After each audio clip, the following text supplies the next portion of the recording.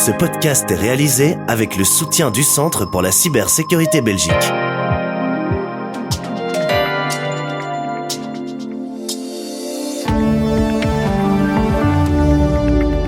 Votre podcast quotidien Z sur 7 est sur le point de commencer. Aujourd'hui, nous sommes mercredi 18 décembre. Et votre podcast du jour est animé par Jean-Pascal Ledoux. Bonjour à toutes et toutes. Avant d'aborder les sujets du jour, je voudrais recueillir votre avis sur le podcast Z sur 7. Donnez-nous votre opinion d'auditeur en accédant à l'enquête via le texte qui accompagne cet épisode. Ainsi, nous reviendrons en 2025 avec une version de Z sur 7 augmentée de vos retours. Merci d'avance.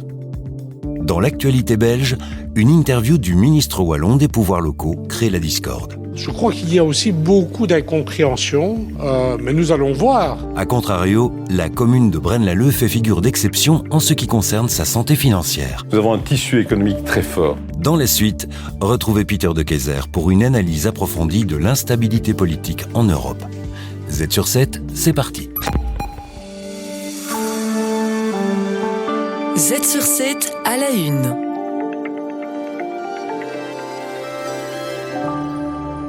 Dans une interview accordée à l'Écho, François Dequesne, ministre wallon des pouvoirs locaux, accuse les villes de Liège et Charleroi d'avoir dissimulé les déséquilibres de leur budget. Cette déclaration intervient en réponse aux critiques émises par les bourgmestres de Mons, Charleroi et Liège concernant les conditions imposées par la région pour l'octroi du prêt dans le cadre du plan Oxygène. Face à ces accusations, Willy de Meyer préfère esquiver le débat. Je n'ai pas encore bien lu l'article, à vrai dire, mais nous allons voir. Je crois qu'il y a aussi beaucoup d'incompréhension entre la région, ses métropoles et un certain nombre de responsables qui ont entendu des choses, qui ont lu des choses, et il y a peut-être des choses aussi à améliorer. Ce prêt de 235 millions d'euros constitue une opération de sauvetage orchestrée par la région wallonne après les refus de Belfius et ING de financer les 3 villes concernées. Toutefois, cette aide s'accompagne de conditions strictes, un budget en équilibre, la limitation des remplacements de 5 équivalents temps plein pour 10 départs, ainsi que la fin des nominations. Il faut savoir que ces nominations sont un mécanisme qui permet de financer les pensions dans l'état actuel des choses. Donc il est important de savoir si les nominations ne peuvent plus avoir lieu, comment les pensions seront financées demain, faute de quoi, au lieu de régler le problème, on va l'aggraver. Pour François Dequesne, le plan Oxygène ne suffit pas à lui seul pour permettre aux communes d'équilibrer leurs finances. Selon lui, il est nécessaire de limiter drastiquement les dépenses. De son côté, Willy de Meyer plaide pour l'instauration d'un modèle de financement similaire à celui des grandes villes flamandes. Il est vrai que Anvers-Séguin, AL2 totalise 40% du fonds des communes.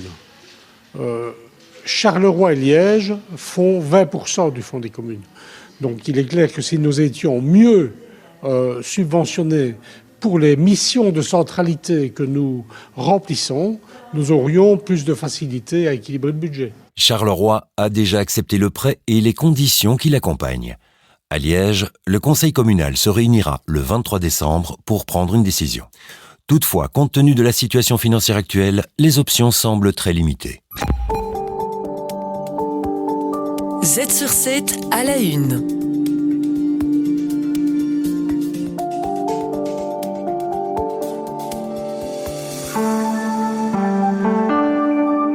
Dans le paysage wallon, Braine-l'Alleud fait figure d'exception.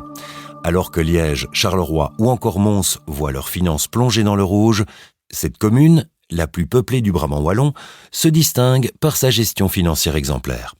Ses taxes figurent parmi les plus basses de Wallonie. Le bourgmestre de Braine-l'Alleud, Vincent Scourneau, nous livre les clés de son succès. Pour toutes ces villes qui connaissent aujourd'hui des difficultés financières, la première chose à faire, c'est de fusionner certains services en permettant ainsi de faire des économies sur une base transversale, comme nous le faisons ici à Braine-l'Alleud. Il faut savoir que pour une commune comme la nôtre, les économies réalisées avec la fusion de l'organisation du CPS et de l'administration communale, c'est 700 000 € par an sur notre budget ordinaire. Donc vous imaginez pour les grosses communes, pour les grosses villes, ce que ça peut donner. À la tête de la commune depuis 2000, Vincent Scourneau entame son 5e mandat. Cette longévité lui a permis de déployer des politiques structurantes tout en évitant les visions à court terme. Son approche repose sur une gestion pragmatique et centralisée. Nous avons donc développé quelque part des outils qui permettent un cercle vertueux et qui a permis à Braine-l'Alleud de se distinguer notamment au niveau fiscal, puisque nous sommes la commune la moins taxée de Wallonie.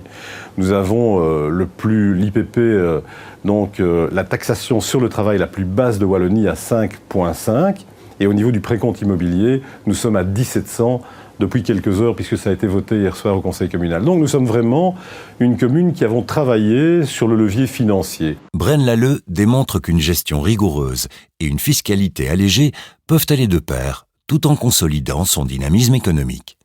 Une réussite qui pourrait inspirer d'autres communes wallonnes. Z sur 7 à la une.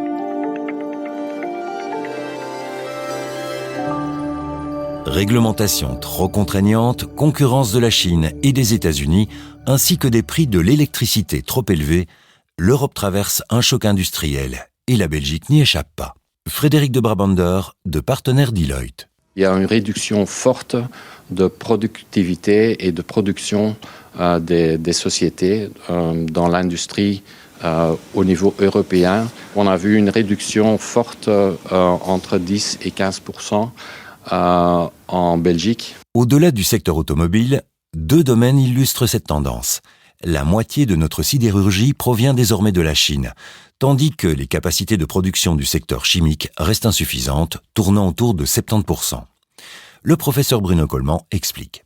Quand on tombe à 60 ou à 70%, ça veut dire que les coûts de l'entreprise ramenés à la production deviennent trop importants. Et donc c'est une spirale infernale parce que les coûts fixes n'arrivent plus à être transmis dans les prix de vente. Notre dépendance énergétique pèse lourdement sur les prix, avec une électricité 2 fois plus chère qu'à Washington ou Pékin. De plus, l'Europe devra patienter encore plusieurs années avant de tirer profit des bénéfices de sa transition environnementale. C'est très inquiétant parce que, oui, bien sûr, un jour la transition environnementale fera que l'énergie sera produite de manière différente, mais ce ne sera pas avant 10 ou 15 ans. Et donc, pendant ces 12 ou 15 ans, on a un creux industriel qui va, à mon avis, être constaté. Au coût de l'énergie s'ajoute la lourdeur des réglementations européennes. Les entreprises souhaitant investir en Belgique doivent parfois patienter jusqu'à 9 ans pour obtenir leur permis. Aussi vertueux soit-il, le Green Deal se retourne contre nous. Il y a une latence de réglementation qui est très importante, qui vise notamment l'économie circulaire, qui vise toute une série de projets extrêmement vertueux. Le problème, c'est que si l'Europe est vertueuse, le reste du monde l'est beaucoup moins, et qu'on dépend du reste du monde en termes de concurrence. Et les 5 prochaines années vont être, à mon avis, fracassantes, parce qu'on va avoir une Amérique trumpienne et une Europe ancienne qui vont s'opposer, avec en plus des problèmes tarifaires, des problèmes de droits de douane, voire de différentiels de fiscalité, qui vont sans doute accabler l'Europe par rapport aux États-Unis.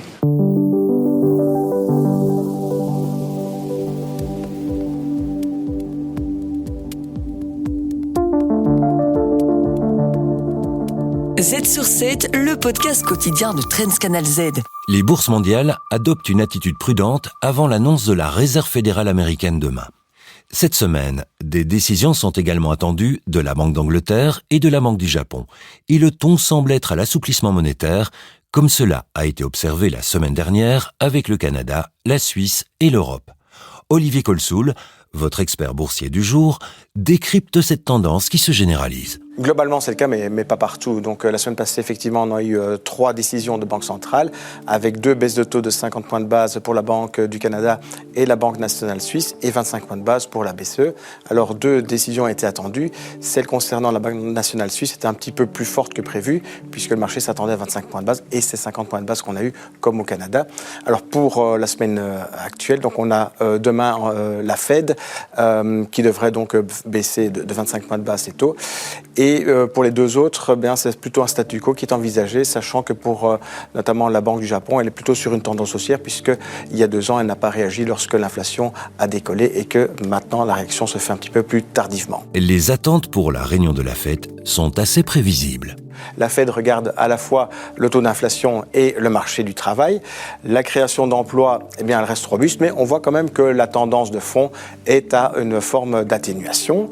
Ensuite, le chômage, lui, il a quand même légèrement augmenté, donc ça, c'est quand même de nature à rendre la Fed relativement prudente, dans le sens de ne pas avoir une dégradation de la situation économique, même si elle reste robuste. Du côté de l'inflation, je dirais que la bonne nouvelle dans les chiffres qui sont sortis de la semaine passée, c'est que l'inflation dans les services commence enfin à montrer des signes de modération. Alors, c'est pas encore fantastique, mais ça va dans le bon sens. Et ça devrait normalement permettre à la Fed de baisser ses taux demain de 25 points de base. Donc, ça devrait être une formalité. Les dessous du pouvoir. Peter de Keyser, économiste et entrepreneur, fait le lien entre entrepreneuriat et politique.